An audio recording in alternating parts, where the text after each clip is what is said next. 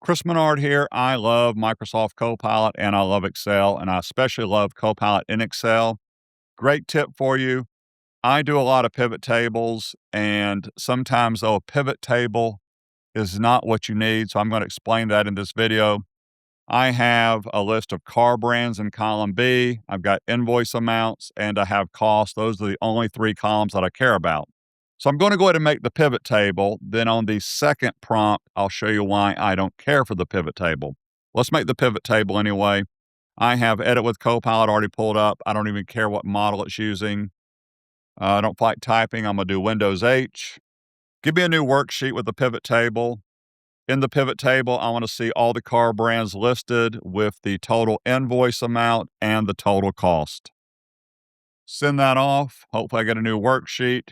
Because I didn't specify the name, Microsoft Copilot will actually create a name for that worksheet.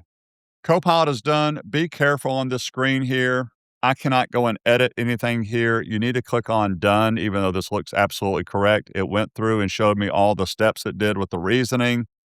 That is what it made. Now I'm going to hit Done. Now I can come in here and work, and there's Pivot Table, Analyze, and Design. So I know it's the pivot table right here.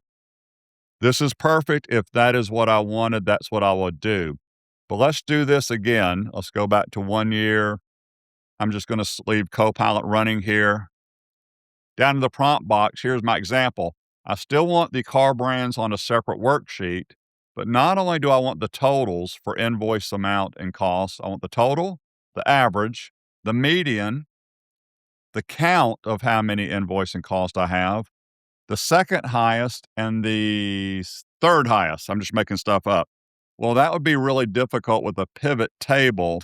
So let's just use some of the functions in Excel and let Copilot do it. So here we go.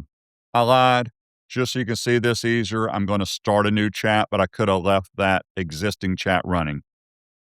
I would like a new worksheet, and on that worksheet, I want to know for every car brand, the following items for both invoice amount and cost. I want to know the total. I want to know the average. I also want to know the median, the second highest, the second lowest, and the third highest. I could have continued in that prompt, but let's send this one off.